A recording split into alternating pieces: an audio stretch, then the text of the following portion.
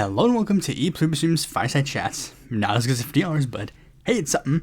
Now, this episode, one slight bit of housekeeping in the video, I guess, is the recently released History of the Party of the Democratic Revolution video. A video that was that I really wanted to make so much that I actually skipped over the fucking poll that I asked you guys to do a million years ago. But don't worry, the poll that I had you do for this one, I'm probably going to have to forcibly do, because I guess there really is no other option. And on the bright side, I did do some things that made this part of history video slightly more unique, considering it is the longest one that I've done now. I mean, I guess it is important because it's the first foreign one that I did. And I did I did for the introductions, for the introduction slides, they have music like a typical video essay would. And on it, I have official Spanish subtitles. I was going to do official English subtitles too, but it took too much time to get those Spanish subtitles on there. So getting those English subtitles in there, oh boy, I would not like that. And of course that means the production of the final EPU video of the year is coming up. The top 10 EPU screw-ups of 2025. This time, no big story arc or no big whatever, I guess. It's a more basic one, and yeah, still is a somewhat decently long one, but it's this also means it's kind of basically end of year wrap-up time with these videos. I think the remaining podcasts kind of have a little bit of a vibe like that, I think. I guess especially this one. This one, I guess I wouldn't... I would have talked about it at some point, but yeah, I guess... I still got 2 more slots to fill. I'm not necessarily sure which ones to fill with which. I know one of them I'm probably going to do an endorsement list of upcoming elections, but I don't know if I want that to be the next one or if I want that to be the last one of the year. Doing it as the last one of the year might be somewhat anticlimactic, so I'm probably gonna save that one for a new topic, possibly. I don't know. The 22nd of this year, that one's gonna have a pretty good one. That one's gonna be a pretty good fucking episode. Not to give away a hint at what it is, but I guess I can technically give away a hint at what it is, but if you look at the calendar, the second and last one of this year comes out in a certain week, and it's going to have something to do with related to that. And the Christians in my audience all of a sudden go, uh-oh, he's dusting off his fedora, he's back. With that out of the way, let's get right into the news. First is an update from the Honduran election that is technically still happening. And if you remember my podcast where I talked about the Honduran election, you'll be like, wait a second, if it's still going on, and yeah, things are not going so well. So the results of the election are pretty relatively simple. Mario Rivera lost very overwhelmingly. He got only again, the results aren't finalized yet, but Mario Rivera has essentially completely lost. Nelson Avila has also lost pretty overwhelmingly. And it's when we get to the top 3 that things get a bit more complicated. In a somewhat surprising turn of events, Rixi Monsada of the Liberty and Refoundation Party has gotten in a pretty distant third with only 19% of the votes to her name. But the real contest is currently between Nasri Asfuera and Salvador Nasrallah, who are currently in a bit of a tight race for the number 1 spot. Which comes after Donald Trump basically announced that he wanted Nasfuera to win, and that he basically wanted to do everything in his power to make sure he did win, even to the point where he pardoned Juan Orlando Hernandez to, I guess, incentivize Honduras to back him? Now, I don't remember if I said this in my Honduras episode. I can't imagine that I didn't say this, but I'll say it again. Any election results where Nasrallah or Monsada do not win is a 100% rigged election. In fact, Monsada has made a very huge point to at first she didn't say whether she did or did not accept the election results, but then she said something along the lines of she will only accept the results once they are 100% finalized, but then I think she also recently said she might not just accept the results and requested a full recount.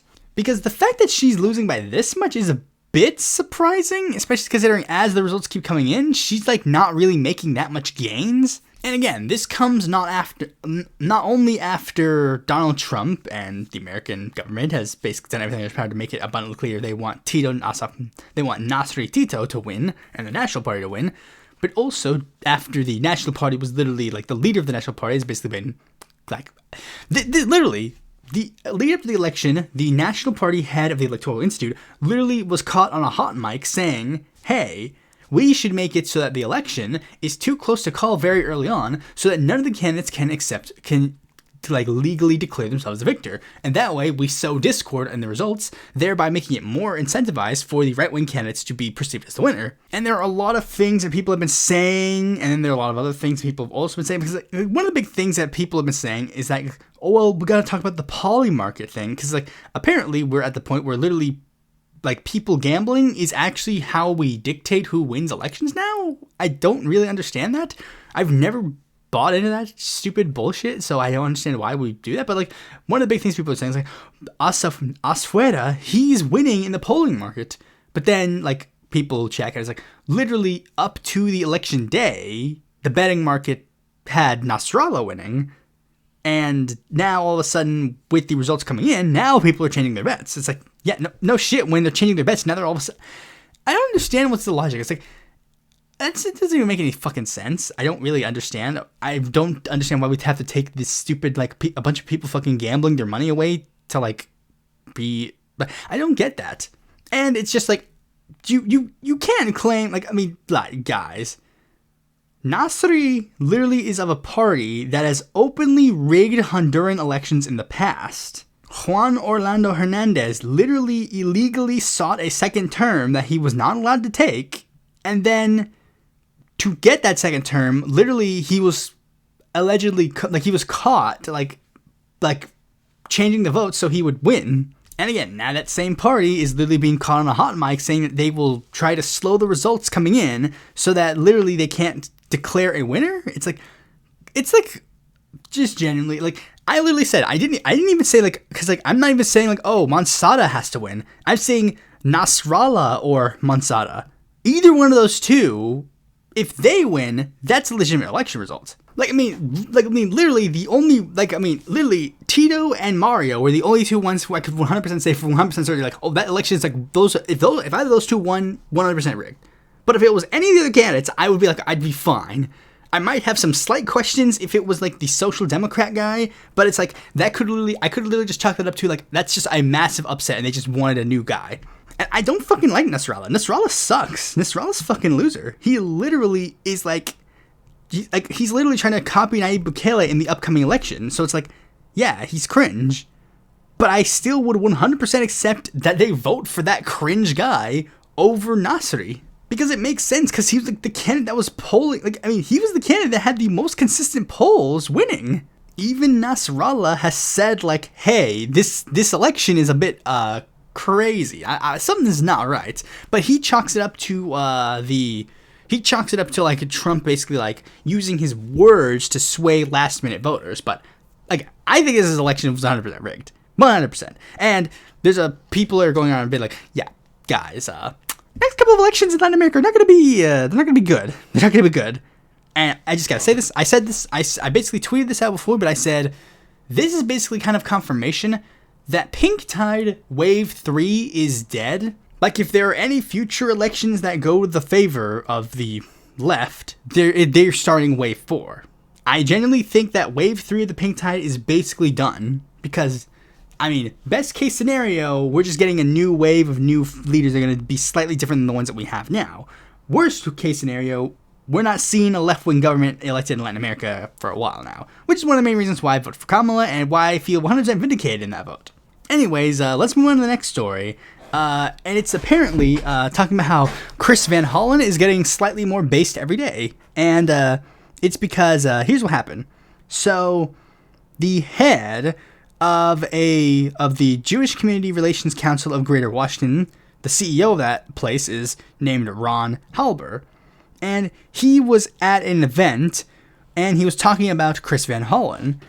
And he stated that Chris Van Hollen is, quote, become the biggest leading senator agitating against Israel in the United States Senate.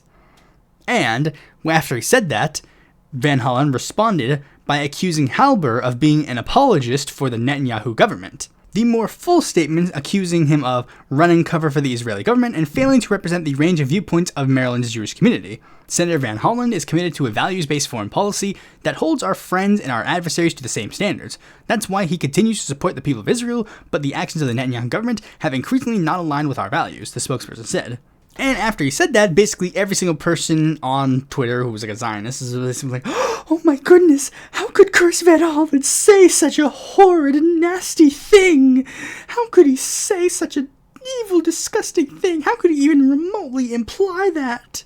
And one of the first things I decided to do was see if this guy had an online presence. And sure enough, he does. And I decided to do a quick dig through his follows. And, this person, who Chris Van Hollen is accusing of being a puppet for the Netanyahu government, follows Mike Huckabee, follows the vice president of the ADL, who has basically been like the loudest pro-Israel advocacy group in the United States, the official account of Israel on Twitter, AIPAC, the PAC that literally is connected to Israel, Neo Berg, a prominent Zionist person on Twitter, whose first tweet that I literally checked, I literally checked the first tweet that she posted, the first tweet that I saw when I clicked her page, was literally her agreeing with an actual literal white supremacist named Asmongold, about Islamophobia. Barry Weiss, who's one of the journalists that is one of the most prevalent supporters of Israel, Douglas Murray, who's been basically called one of Israel's biggest supporters in this most recent genocide, Van Jones, who made a joke, quote unquote, about dead babies in Gaza, Shai Davidai, who accused Muhammad Kahil of being a terrorist, Bill Ackman, a guy who spent a bunch of money trying to prevent an anti-Zionist politician from getting elected New York City mayor and made a bunch of lies and smears about him. John Fetterman, the guy who basically has decided to throw away every single future political career that he has to suck Israel's cock. Steve Guest, who is a right-wing conservative account, who's pretty prominently, obviously, Zionist. And Yair Lapid, who accused, on day one of the genocide, literally said if foreign journalists cover the actions of Israel objectively, they are serving Hamas. So Chris Van Hollen is 100% verifiably correct in what he said. So I don't get it. Where's the controversy? Where's the controversy? I don't get it. Where is the actual controversy? It's the same thing that Zionists have been doing basically the entirety of the thing. This is the problem that I really have with a lot of Zionists recently. It's just they really, really, really just want to do every single anti-Semitic trope out there. I don't get it. You see, normally if you want to disprove the racist trope, you don't do it. It's a similar thing with this current Miss Rachel controversy where she's apparently being nominated as possibly being anti-Semite of the year 2025, literally all because she said that children dying in Gaza isn't, children shouldn't die in Gaza. And everyone's basically how dare you say such an evil anti-Semitic statement? And then even going so far as to say, what she's saying is blood libel. And it's you guys are the ones who keep saying that wanting children to live is somehow anti-Semitic. You were the ones who keep saying it, not me. I'm not the one saying it. Miss Rachel's not the one saying it. None of the people on the left are saying that. You're the one who keeps saying. Every time we say children in Gaza deserve to live, you guys keep talking about how it's very offensive to a particular religion. I'm just saying, you guys sound like the anti-Semitic ones here. And another interesting story for that is this next story, which kind of delves into more, YouTube drama. And it's the recent situation regarding Ethan Klein and Caseytron. So, for those who don't know, Ethan Klein is a prominent Zionist YouTuber who has basically been spending, for some reason, has been going from random slop contents to becoming literally one of Israel's biggest simps on Twitter. And not even on Twitter. He doesn't go on Twitter anymore. On his show. And he's basically spending his entire lifetime. He's basically choosing to spend whatever little time he has, not spending it with his wife, not spending it with his kids, not spending the millions of dollars that he's made over the course of his life, not pushing the envelope on the type of content that he want to make, not doing anything of the sort that's even remotely good for him. He's instead choosing to spend his time like ruining his career, ruining his reputation, and shitting on a former friend of his, I really don't fucking get it. It's like no, everyone I made a whole video about him like way back, and it's just like I don't fucking get it, Ethan. I do not understand how you could literally ruin your entire career like this. And it's gotten way worse because one of the big things that he's did was he's basically tried to incite a trap for prominent YouTube creators and is now threatening to... But listen to this. This is basically what happened. He made a video about Hassan Piker, and he basically wanted to egg Hassan to watch it. And then, while he didn't watch it, a couple of other prominent YouTubers did, including but not limited to Asmongold, XQC, Caseytron, Denims, Frogan, among others. And then, despite the fact that Ethan Klein has literally openly stated that he accepts every single re-upload of his content with the exception of wholesale re-uploads, meaning that the only content you are not allowed to upload is the entirety of his YouTube content. Like, if you just downloaded the content nuke and then uploaded it on your own channel, then that would be bad. But literally anything else is okay. Clips from it are fine. Sound bites from it, fine. And seemingly, like, due to the fact that Ethan Klein himself uses reaction content for basically all the videos that he makes on his stupid fucking podcast, I would think that would include reaction content, but apparently no. And he decided to sue Caseytron, sue Denims, and sue Frogan, but he decided to leave Asmongold and XQC off of it for reasons. I don't know why. For some reason, he wanted to go after these 3 women and not any of the men who reacted to his content. Interesting. These 3 women who have significantly smaller audiences than Ethan Klein, as opposed to Asmongold or XQC. So if Ethan Klein really gave a shit about the actual thing that he's carrying, like, he's claiming that the reason why he did it is because I'm trying to stop content thieves. I'm trying to stop this. I'm trying to stop evil content thieves trying to steal views from me. Then why would you not go after the significantly larger creators who definitely stole more views from you than any of the smaller creators, especially considering you yourself have literally accused one of those creators who watched your video of being a massive content thief? But again, you went after the small, like, YouTuber. You went over the small left-wing YouTubers, not the big right-wing ones. Interesting picks and choices for your target. And the Caseytron story has gotten significantly worse because they've basically settled their lawsuits. Where basically she's going to be using a lot of the money that she used to raise to fight Ethan Klein in the lawsuit. She's going to use some of that to pay the rest of her legal fees, and then a bunch of it is going to be given to Ethan Klein, and she was forced by Ethan Klein to make an apology video, obviously written by Ethan Klein, because, like, basically a lot of the lawsuit, literally, if this was like a court-mandated thing, then they wouldn't have had to do certain things, but it was very clearly written by Ethan Klein, and good job, Ethan. Good job disproving all the anti-Semitic conspiracy theories about Jewish people. Good job disproving them. You've proven that if you criticize a Jewish person for doing anything wrong, even though it has nothing to do with their religion, that they can threaten you with bankruptcy and force you to pay them a decent sum of money and degrade yourself publicly on a forum to make yourself look like a fucking weakling. Good job, Ethan. I'm sure anti-Semites aren't gonna run with that at all.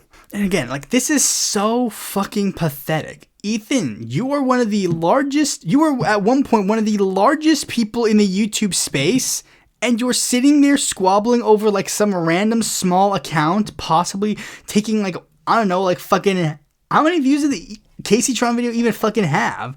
I guarantee you that her view count was nothing, absolutely zero sum to the actual views on the content nuke. Guarantee it.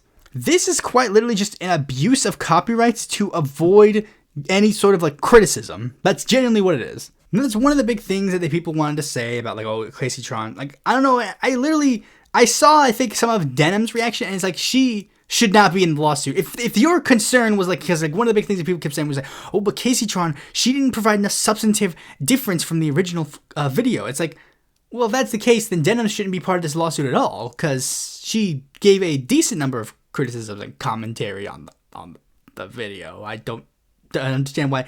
If that was your concern, again, if that was your concern, it's not your concern. You're using copyright as a form of censorship. That's what it is.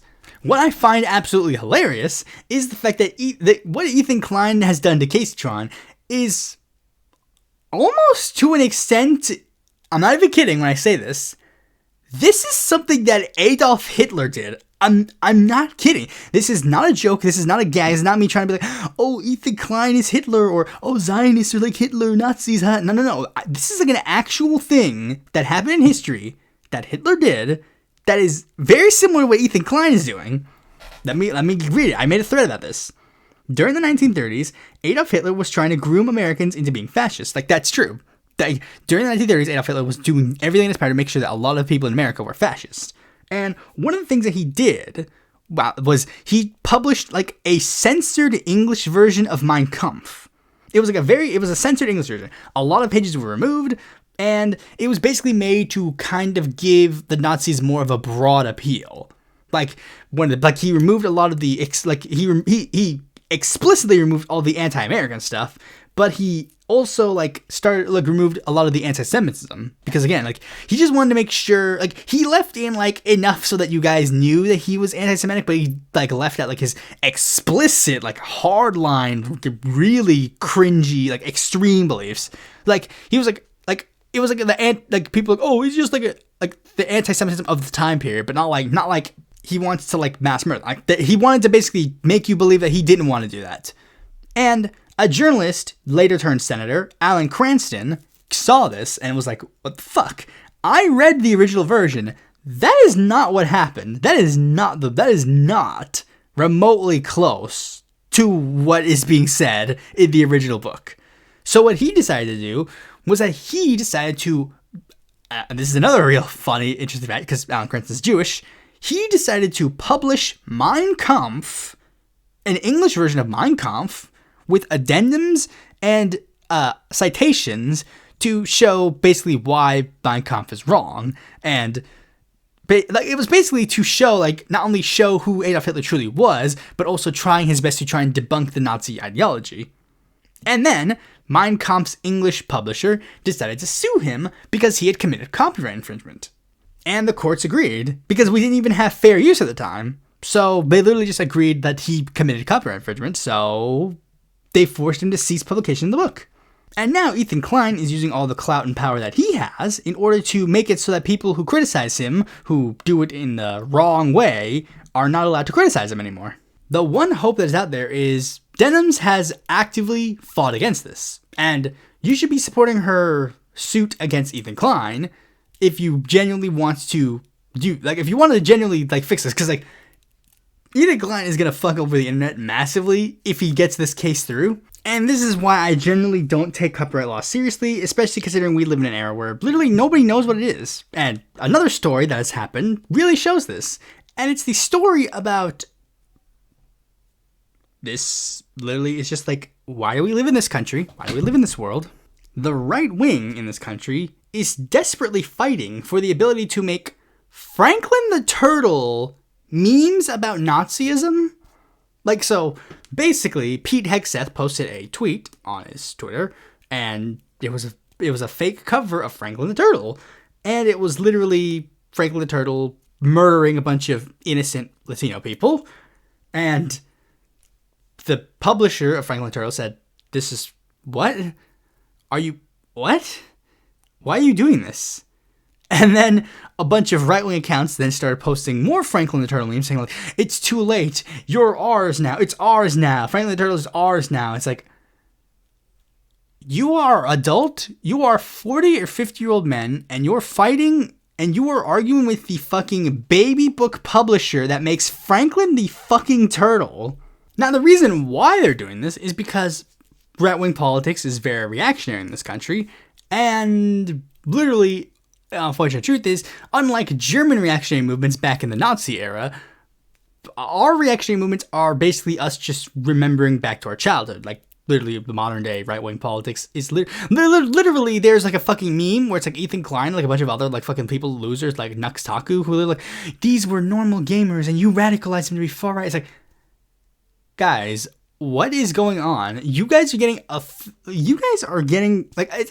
like that fucking meme. There's a meme that I have saved on my phone, I think, where it's left-wing people. It's why did you get radicalized? It's I can't feed my house, I can't feed my family, even though I work 5 jobs. And it's why did you get radicalized right-winger, and it shows like a guy, he's like holding like a video game console or whatever. It's like, this is the world we live in. I don't know why.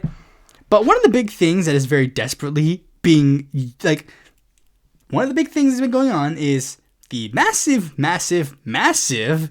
group of people on the right who are now desperately claiming that somehow this is 100% perfectly legal, even though it's 100% unequivocally probably not legal. I don't know if it's like, that's kind of what we're kind of going to look for in this episode, in this video right here, but like, they basically want to make the claim that this is just like, there is no way you could even remotely fathom this could possibly be illegal. But it's just like, that's not true. That's literally not true. And one of the big things that they just really said is like, oh, but like fair use protects parity. It's like, no, it doesn't. No, it doesn't. Fair use does not protect parity. That's a lie. You're lying.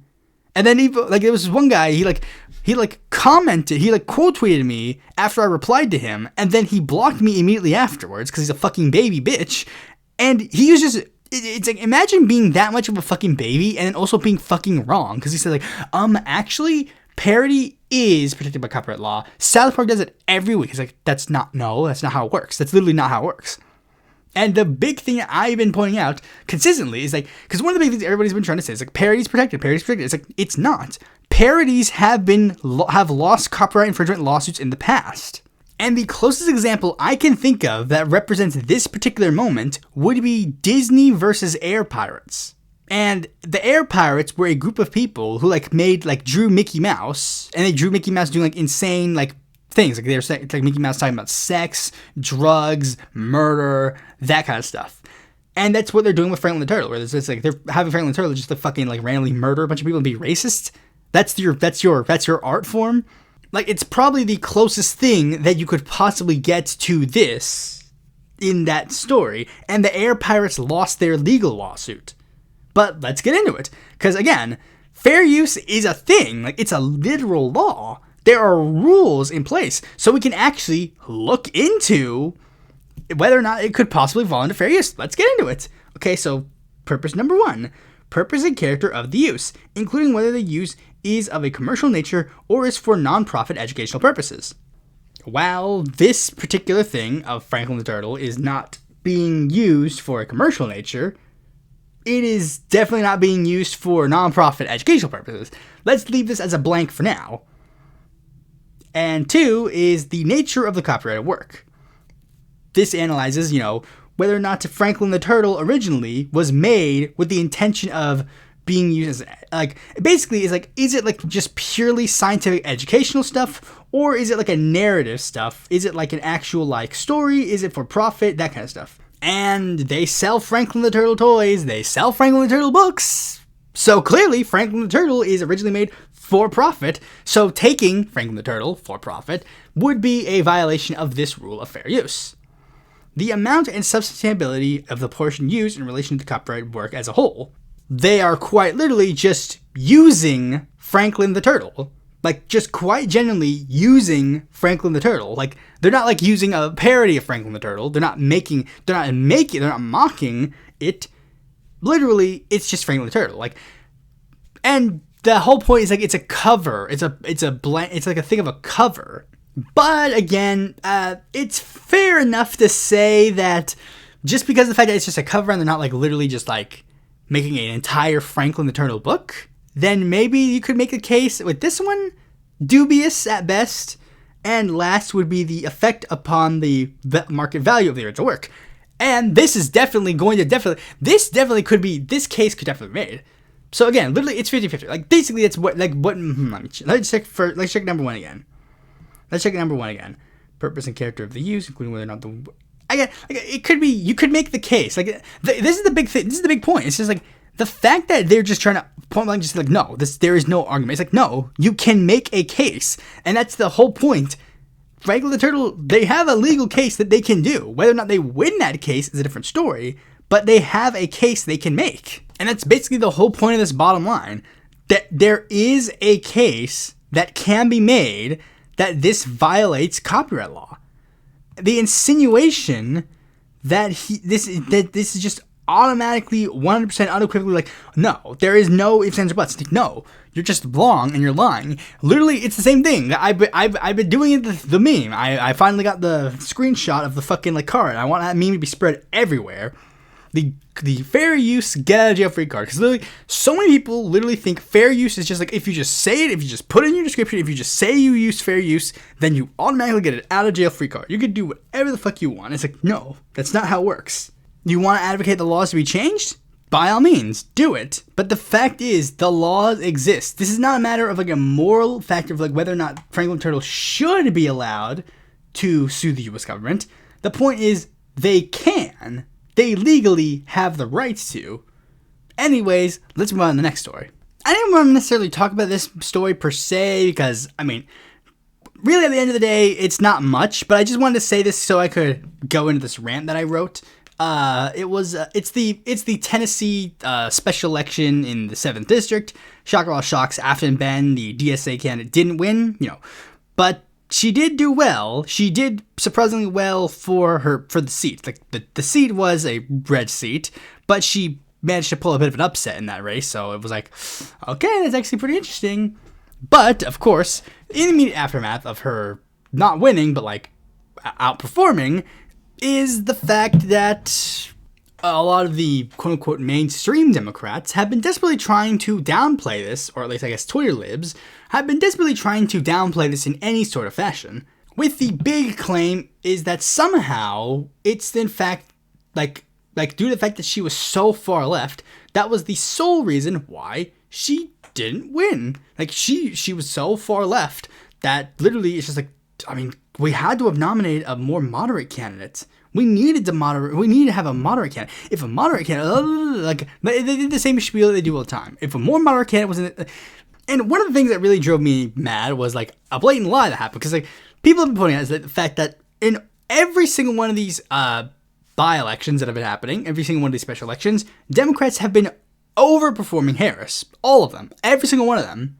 Not just the left-wing candidates. And granted, most of the candidates who've been elected in these by-elections are left-wing candidates. Adelita Grijalva, Josh Wheel. Well, I mean, Josh Wheel didn't get elected, but like, you get my point. Like, a lot of the ones who were nominated, they were rather left-wing candidates. And they've all been overperforming. But one of the big things that people have been trying to say is a lie. Like, one lie that I saw spread around was like, in one district, there was a moderate nobody, and they actually did the best of all the candidates. Like, well, not necessarily per se, and one of the big things that is like very much like wrong is the fact that they called this candidate a nobody. They're referring to the other Florida special election, Florida 1, where the Democratic nominee, Gay Valamont, did well, and she wasn't a nobody. She was the nominee in the previous cycle.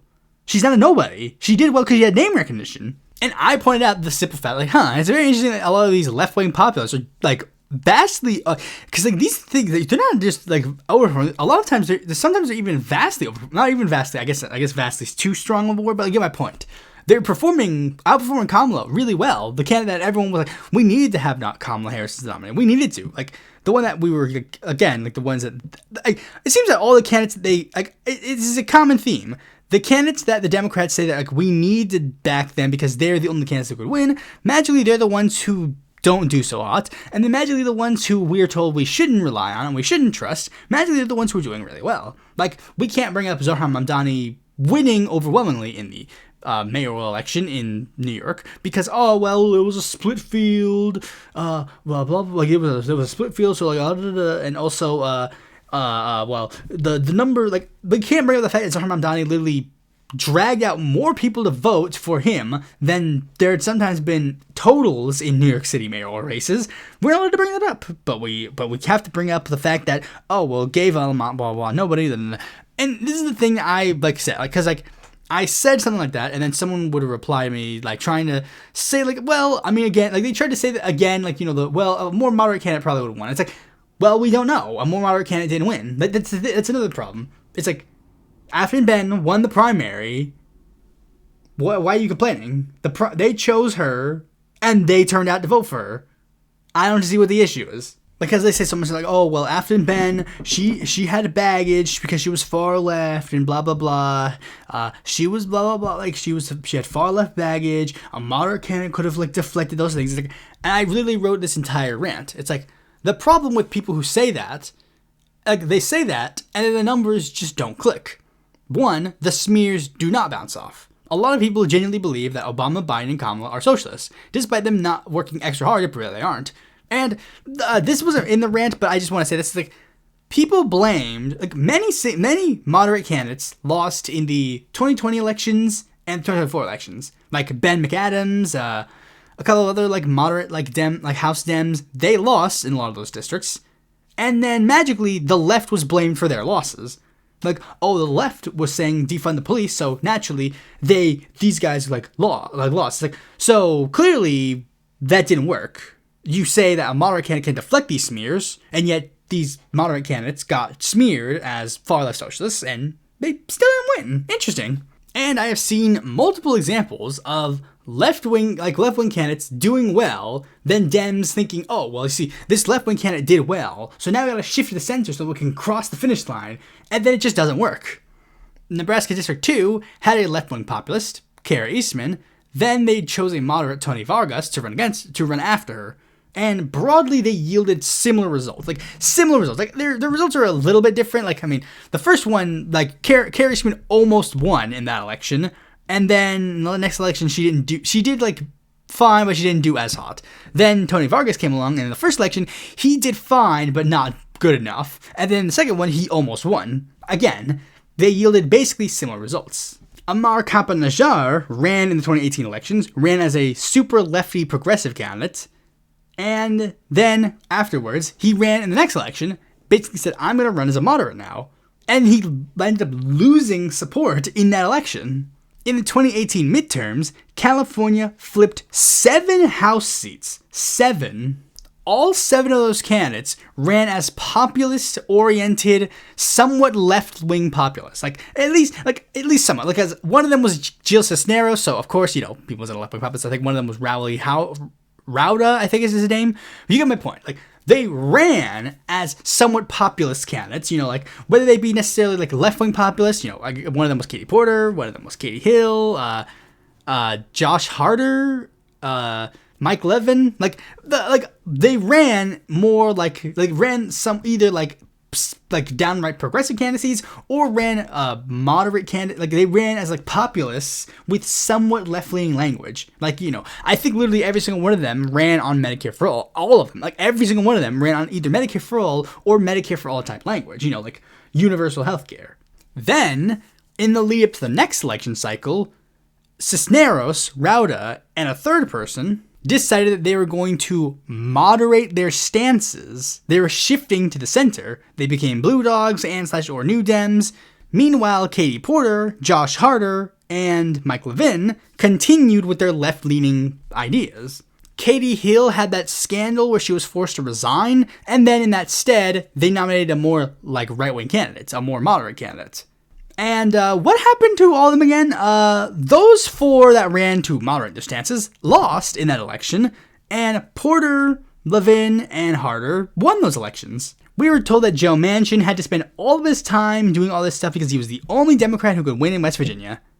Sure enough, he didn't even bother running in the election. So, if he was so confident that him doing that was the only way he could win, why did he do it and then not run? In order to be a moderate, especially one in Washington, you have to believe that things are fine and we shouldn't do much change. And not a single person believes this. You can be a moderate populist and win, but the problem is about what is considered moderate in the general populace is vastly different than what is considered a moderate in DC.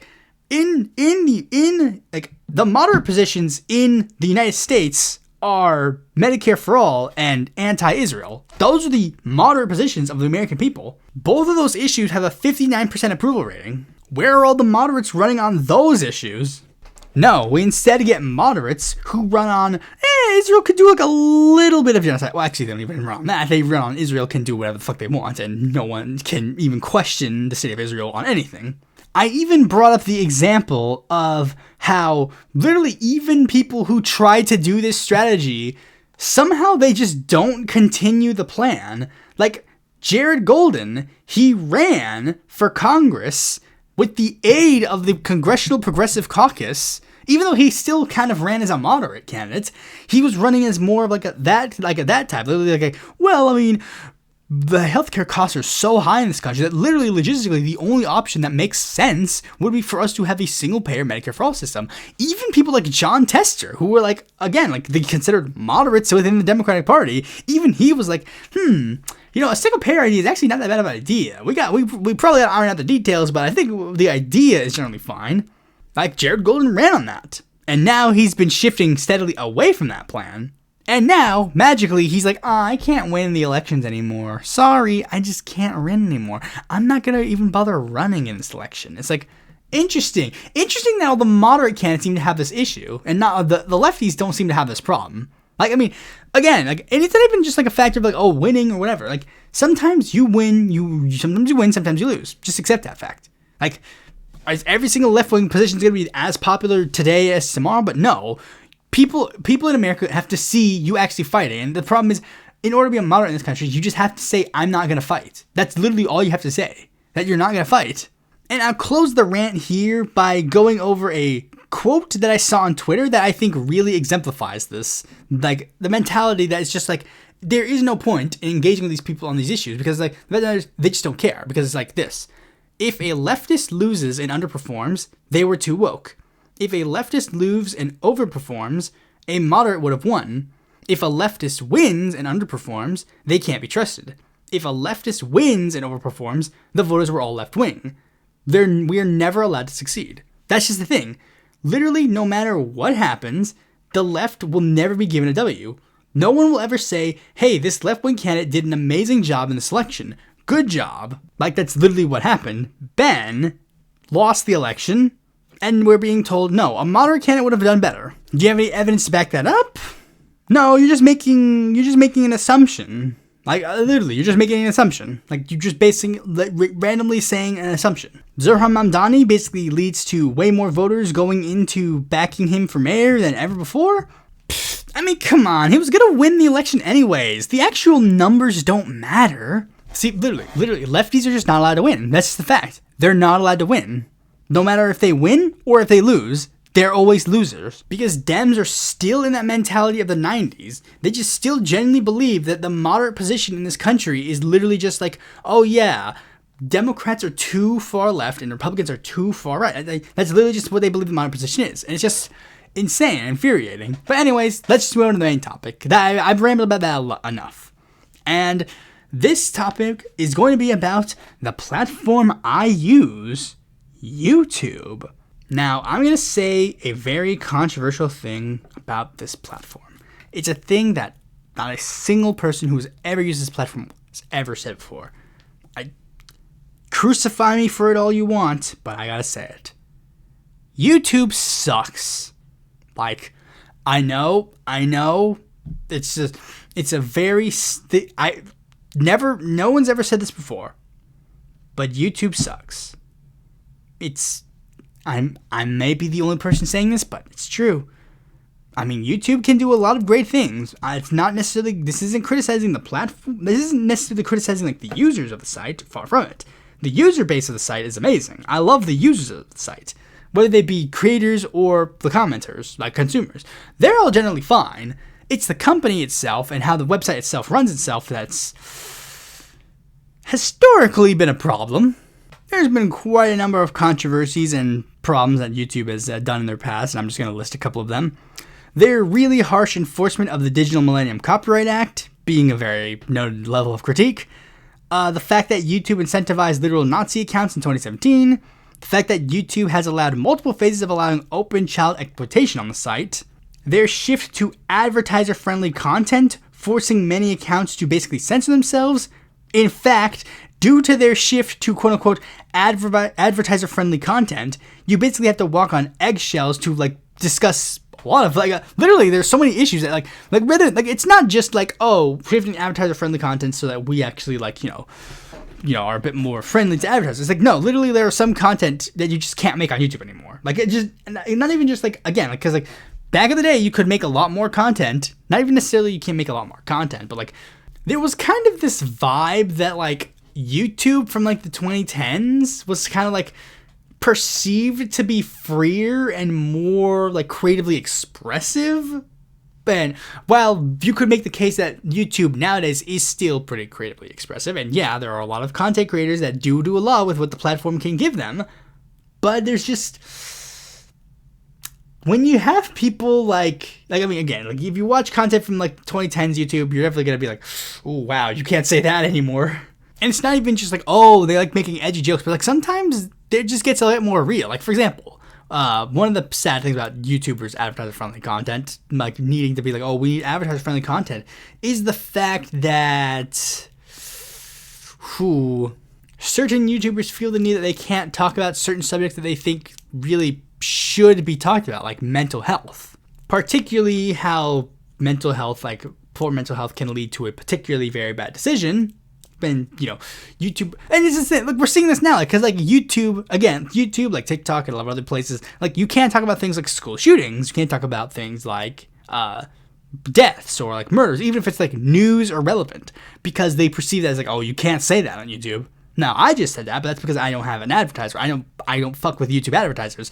I know let's get a sense of the content, so click link in the description for Patreon. But if I wanted to actually use the YouTuber advertiser program, I have to actually very desperately like pay attention to what I can and can't say. Like, nowadays a lot of people on YouTube literally censor themselves. Like, this guy took a pew and raped this woman. It's like, dude, we know what you're saying. It's like the same thing. Like, saying, I know like there are some people that I know that like they try to like censor like the phrase bitch by saying like, oh, you're a female dog. It's like, the intention is still there. You're not changing the actual like intention of the words. You're just changing like the word. The word itself is meaningless. Bitch is meaningless. It's the intention behind the word bitch that's a problem. Also, the fact that YouTube really doesn't have they seem to have a huge problem actually listening to the concerns that a lot of you say in order to express your criticisms of the site, to the point where you literally have to spread a hashtag on Twitter to even remotely get YouTube to even listen to you. The fact that they will make massive changes to the website without telling a single person what to do in regards to that. Whether they be something as simple as like the rules or something, like deep in the website, like the algorithm, like the time where they literally like changed the YouTube algorithm so that basically animation content was basically gutted on YouTube. And then Let's Plays became a big thing, and then they cut that one too, so it's like now we gotta shift the content again to like be more shorts oriented. It's like they will change the entirety of the website and like add features that people don't want, and then add features that people do want, like, and then take those away fast.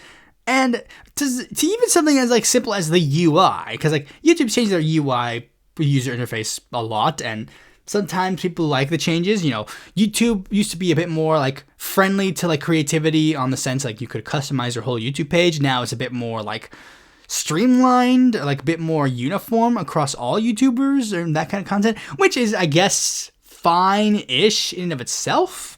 But then there's also the concern, like there's also sometimes where they'll make changes to how the site looks and runs, and it's just like, I don't like this. Like the big one that I'm seeing right now is like, I think it's them shifting themselves to be a bit more mobile friendly, because now it's like, you have like the YouTube ads, and like now like the YouTube profile picture, like originally like the YouTube, even on the YouTube app, like it was like the YouTube like profile picture, and then it's like your username, and then it's like the subscribe button. But like now it's like the YouTube profile picture, your your subscribe button, and like the share button, I guess. And then above that is your YouTube at, and then above that is the title, where it's like the description basically doesn't even exist anymore on YouTube, especially on mobile. All their buttons are more rounded, I guess, to shift to be a bit more, I don't know if that's like a user-friendly thing or what, but like it looks weird now, especially now, because like, I mean, if they changed it like purely on like the phone app or whatever, and then kept the rest of them the same or whatever, or gave you the ability to like choose how you want your personal UI to be, that'd be one thing. But they changed the entire UI, and then you're basically fucked in a lot of ways. And this one especially grabbed me on like the YouTube sphere in regards to the YouTube TV, like the YouTube TV app. Because, again, like if they changed it to just be the mobile app, like the mobile thing, that would be more friendly to a mobile app. But they're changing it so that now the TV is now friendly to mobile app users. And it's like, but I don't use my TV as a mobile app. So, and this is one of the big things that really is like a big, like this is like a not really relevant to like the main thing, but like this is just a personal gripe that I'm just gonna get into. And it's like, recently, like the way they change it now is like, because like back when I used to have it, I could literally just press like if I was watching a video and then I saw like the video and it was playing and whatever, and then I wanted to go back and like, wait, hold on, like if I missed something in the video, I want to go back and like replay it, I could just click the left button on my like controller, like my TV remote, and then it would just go, and it would go back a little bit, like go back like 10 seconds or 5 seconds or whatever, and then I just click play, and then it's all happy hunky-dory. But now, on this user interface now when I click left, I'm taken to the subscribe button. Like, it doesn't even register that I'm even on like the fucking like cursor. I have to like click up and then go back. When I was 100% able to do like just click left and they knew what I meant.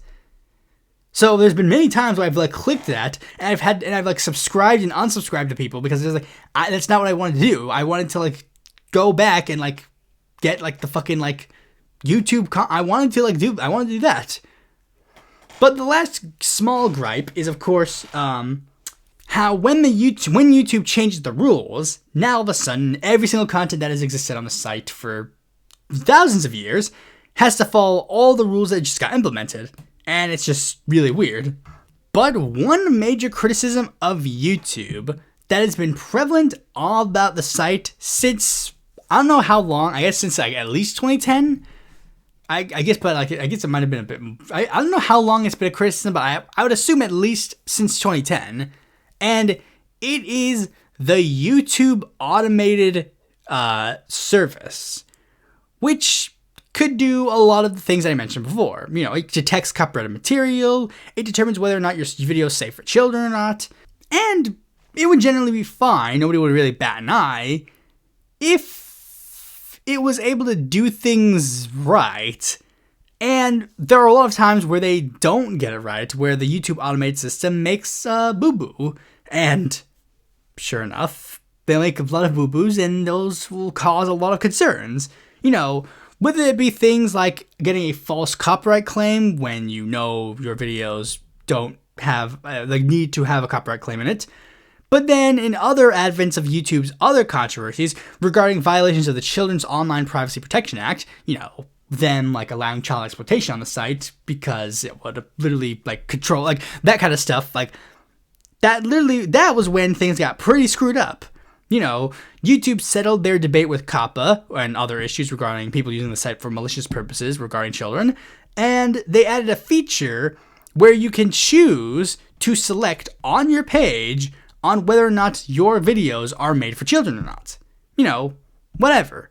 The purpose of it was that it would like prevent like it would prevent certain ads from going on those pages. It would prevent I don't know if it prevent ads altogether from going on those pages, but I think it would prevent like at least certain ads on those pages. It would also disallow you to share the videos and would disallow you to comment. And here's the thing, there's some benefits that could have. There are some benefits to that like thing. Like most of the things that get added on the sites are usually made with some intention of like being somewhat beneficial. And they pitch the idea as basically like if you don't have a setting on your videos, it would set it for you based on what your videos were. And, you know, that's one thing. But there's also a rising variety of things where YouTubers will literally specifically set their video to not be for kids. They'll specifically make that selection. But then YouTube, their automated system, analyzes the video and says, quite not true, my friend. You're being wrong. That's the wrong thing. So we're going to purposefully change it.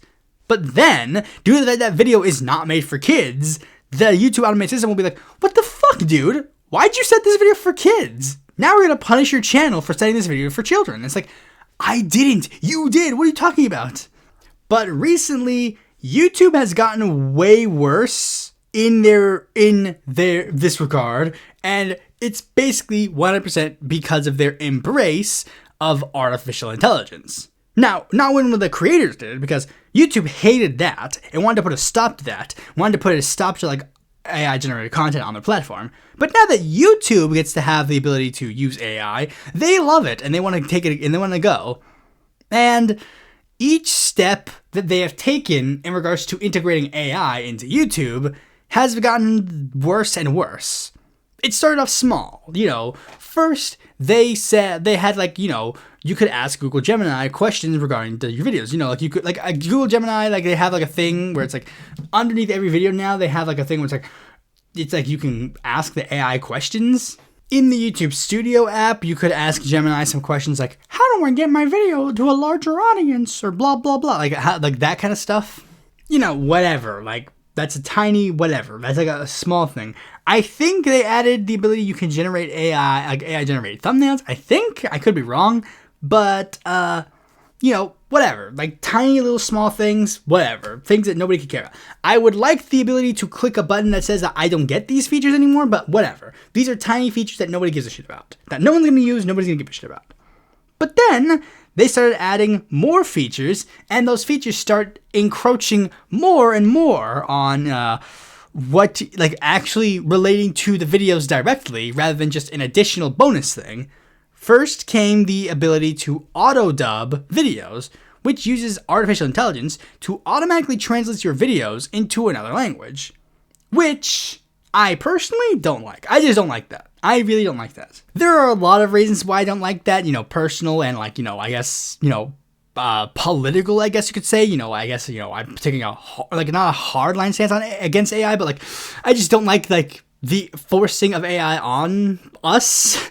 But it just came from a personal gripe, because sometimes I'd see a video and I'd be like, oh cool, this is a very cool video of a time lapse of all the Bolivian presidential elections, and then in the background they'll have Bolivian presidential campaign songs, but I guess they forgot to click the button that doesn't have auto dub, and then it forces an auto dub feature onto me that I don't want. Cause and it's another thing. I'll click a video and it'll be auto dubbed English. It's no, I don't want that. If they gave me the option to never have a video be auto dubbed automatically, I'd be fine. Maybe I might click an auto dub after the fact. You're now let's hear what they say or whatever. Whatever, but don't force it on me. Allow me the option to choose it. Now again, I personally don't like it, but I can kind of see why other people might not necessarily be as opposed to it. And I have seen the benefits that have come from it. I've gotten a lot more Spanish speaking channels be recommended to me directly because of the fact that they will now auto dub their videos into English so that they can now more reach an English audience. And I say this as a person who probably could have benefited from this feature with my PRD video, but no, I'd much rather prefer going through it and painstakingly translating every single word into Spanish and putting that into subtitles. I prefer subs over dubs. But anyways, the next thing they did for AI implementation was that they wanted to enhance the audio or visual features of the videos themselves, which I was significantly less of a fan of, and that's purely because I had literally mentioned on my channel prior that AI has and will possibly continue to be used to ruin long-standing media in the efforts to quote-unquote make it better, because there have been a couple of DVD releases of very old TV shows that had very clearly used AI to give it a 4K reskin, and it just looked terrible. It literally made people's faces in the background way more significantly noticeable because it unblurred it. Even though those people in the background are supposed to be blurry because they're in the fucking background. And I just genuinely was no. I would much rather prefer I'm also because, I came from the Star Wars YouTuber sphere of wanting the official, unreleased, unedited, original trilogy released again. By the way, shout out to that. We finally got our wishes, boys. But the thing is, I'm one of those ones. It's I prefer the my video, some of my videos are 240p, and I'm perfectly fine with that. Sticking by 100%. Those videos are gonna be shitty looking forever. If I want to make a better version of it, I can redux it myself. But things have gotten significantly worse because YouTube has decided to do the brilliant idea of taking these shitty as fuck AI softwares and then implementing it and tying it to their already shitty as fuck YouTube automation system. And that has led to a lot of problems. First came the announcement that they would use this AI to be able to determine to be the real determining factor on what your age on this website is, by judging the content that you watched and posted, and then they would use that, and then once they figure out your true age and not your actual age, they will then subject you and your account to all of the rules and restrictions if they determine that you are in fact not the age you put on when you enter the site. So if you're, let's say, a person who was 18 years old, like, the idea behind it was that they were trying to, like, the plan is that people who are children who are lying about their age on the site, you know, like, they're 14 and then they put 18, and the idea was like, oh, we're going to, like, you know, make it so that they can't reach those, like, age restricted videos, or, like, if you're a person who shouldn't be on the site, because the youngest you're allowed to be on the site, allowed to have the YouTube account and allowed to feature on the site, is 13 years old. You have to be 13 or older to be on the site. But then the question arises, what if that AI determines a person who is not a child to be a child, and then subjects your account to those restrictions because they determined that based on the stuff you watched? And one of the main people were concerned about was the people who have autism and stuff, you know, neurodivergent people, because it's like, they're perceived to be people who consume a lot of media that is intentionally made for children, and, well, you know, people, it's like, what do you do? And it led to a trend where many users on the site basically tried to circumvent it by making their videos literally titled something like, watch this video to circumvent YouTube's AI, and it would be something like, about, like, Constantinople or whatever, or by leading a massive, like, changing of their profile pictures to be clippy so that YouTube determines, like, oh, they're all these people are the same age. Which was bad, but then it got even more bad because apparently YouTube has decided to allow this AI to be put in a position where they can now start doing moderation activities. Seemingly this year, many prominent YouTube accounts have started getting deleted for somewhat dubious reasons. First came a wave of tech YouTubers that had their videos marked as dangerous, and, like, people were confused, like, why is this content labeled dangerous? And then YouTube quickly said, like, oh, wait, oops, never mind, our bad. But in November, things seem to have gotten worse, as many prominent, many accounts that were seemingly prominent, but also seemingly random, got banned, such as Final Verdict, that had 40,000 subscribers, Norse797, who had 100,000 subscribers, and Enderman, who had 397,000 subscribers. And apparently there was another account named Chase Carr that claimed that their channel, which had 20,000 subscribers, had been deleted by YouTube's AI for over a year. And these are just a few of the examples I've listed. There are a couple more that I haven't seen, but these are, like, some of the most prominent ones I've noticed. Like, these are the most prominent ones I've seen. And their reasons for being suspended are pretty dubious. Norse797 was allegedly banned for a comment they made when they were only 13 years old. Enderman was banned because of a previous account that they owned having 3 copyright strikes. And Final Verdict being banned for ban evasion. Except, there was a bit of a problem with a couple of these ones. The account that they linked to Enderman as the reason why he was banned was not theirs at all. It was just some random Japanese YouTube page.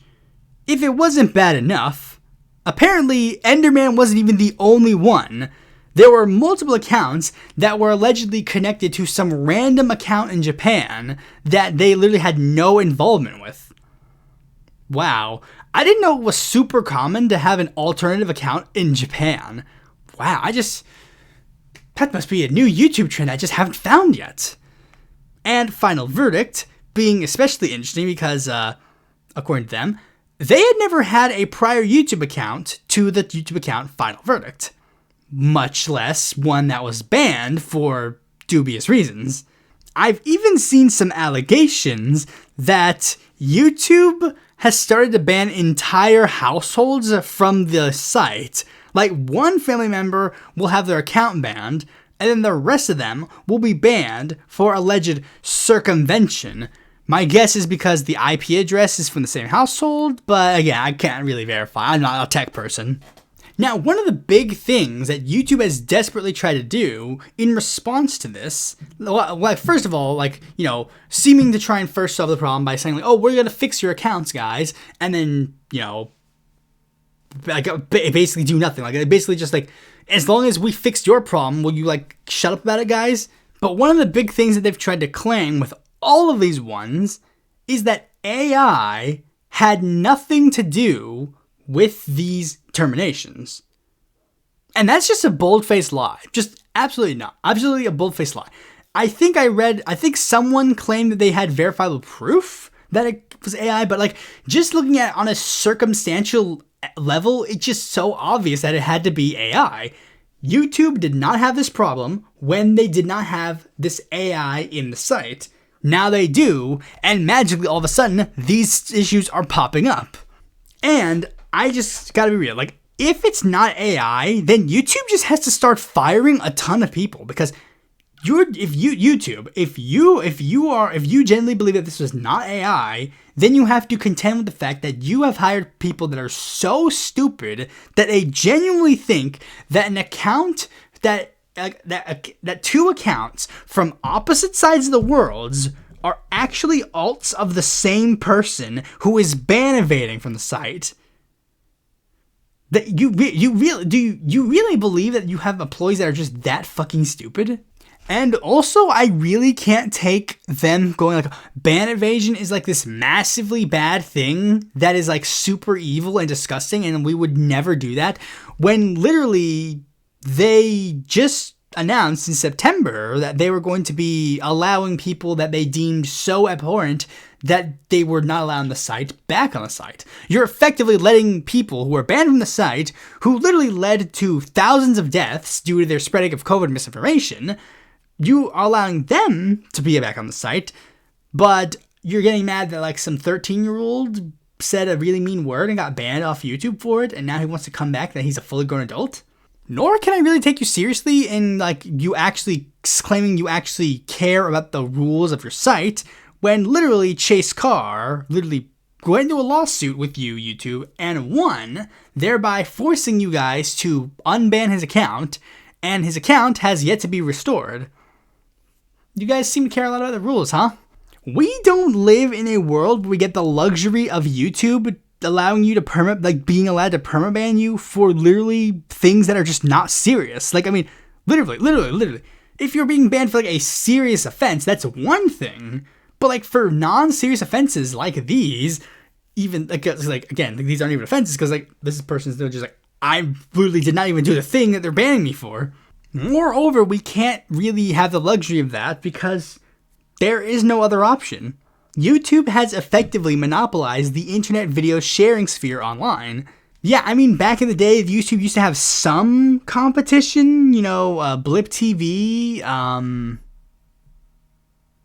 Actually, I think Blip TV probably was the only one that was an actual competitor to YouTube. And even of the few video sharing sites that do remain, they're just not prominent enough to care about. Like, I mean, unless YouTube actually shuts down, there's no reason to set up accounts on any of these other sites. Like, I'll use an example of an associate of mine, Mr. Beat. He has cross-platform. He's a cross-platform YouTuber. He uploads videos on YouTube, Odyssey, and Rumble. And I decided to take a look at his William McKinley video and just get like a little bit of an understanding. He had 32 views on his Odyssey upload. He had 120 views on his Rumble upload, and he had 70,000 plus on his YouTube upload. So, let's take a wild guess and say that Rumble and Odyssey are just not really that useful to me at this particular moment.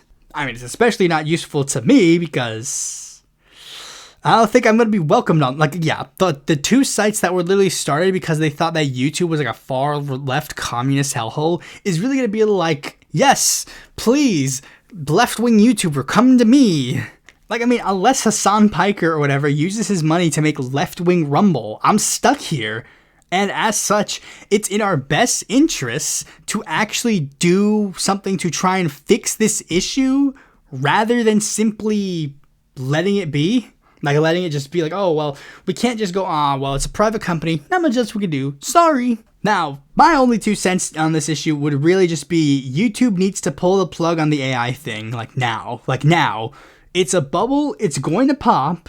It would be probably beneficial to YouTube if you're one of the few websites that doesn't use AI, because that's actually kind of a scary thought that I thought about when writing this episode, because just like the thing is, like, everybody is kind of speculating that AI is a bubble. Like, AI is at the point where, like, we're at the point where all the AI tech bros are trying to convince us AI is too big to fail. And too big to fail is like a meaning. Like, it's like a term that means something. It doesn't just mean like, oh, well, it's just too big to fail. Like, no, it's saying that they're too big that we cannot allow it to fail. They're saying that it's basically forcing governments to have to bail out AI. If AI crumbles and crashes, then we're at the point where, like, they actually have to make an effort to keep them around. All these bubbles will burst eventually. The dot-com bubble burst. The big banks, who were too big to fail, did fail in 2008. And we're already suffering greatly with the internet's infrastructure being run on a monopoly. Cloudflare crashed on November 18th, and 7.5 million websites crashed because of it. Do you really think us jumping on this technology that is on a bubble that's going to burst eventually, do you really think that that's going to be a good idea, that we're just putting these massive, like, we're putting these sites that are, like, massively on the internet, like Google, YouTube, Facebook, Instagram, Twitter, all these sites rely on these AI. Like, what happens when the AI servers just crash one day? Like, all these sites just go under.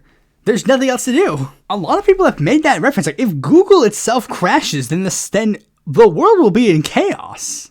And what's worse is that our fate is probably already sealed, because the one man who could probably do anything about reining these companies in is literally in their pocket. Donald Trump is literally giving the AI industry $92 billion, and he's not going to do anything about monopolies, because literally right now there is a monopoly going on in the media industry, and the media industry is currently being pressured into entering the AI industry too. So yeah, they're all running on the assumption that it's gonna happen soon, so we might as well jump on the trend now. Like YouTube, if you want to be allowed the luxury of implementing all the stupid features you want that you don't have, that people might not like, people might like, whatever. If you want to have those rights, then you have to do one thing: allow for antitrust laws to break you up. Literally, that's what has to happen. You have to not only allow for the trusts to break your site up, but you also have to allow other websites to flourish to pick up the slack. Like, that's literally why trust busting is super important. The second that private monopolies get creative, like, there is no incentive to actually get better or provide a better experience.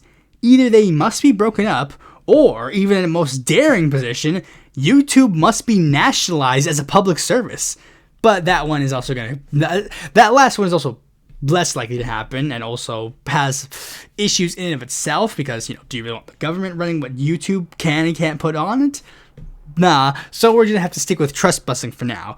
But in the short term, really, the best thing you should do is, just keep up to date on some of these features, keep up to date on these stories, share the hashtag that's in the top of the thing, follow accounts that are associated with it, you can put the hashtag in, various social media sites. The thing is, I don't think there's like a centralized thing to focus on, because really, I learned about about all this drama from the fucking Brody Fox Twitter account, the Yo Mama guy, and it's just like, I guess follow his account, because he seems to be like the current central hub to dictate this thing, I guess. But yeah, that's pretty much all I gotta say on the subject. Hopefully YouTube actually listens to people but they probably won't, and we're probably all gonna be fucked over. You know, hope for the best, but prepare for the worst. Maybe I should actually start looking at other social media platforms to start putting my content on. If I could code, I would make my own website and post my stuff on there, and on YouTube, obviously, but like, I'd post this stuff on there directly. But yeah. Thanks for watching this video. Be sure to like, comment, share, subscribe, and click the bell to notify when a future video of mine comes out. And if you want more content from me, consider supporting me on Patreon.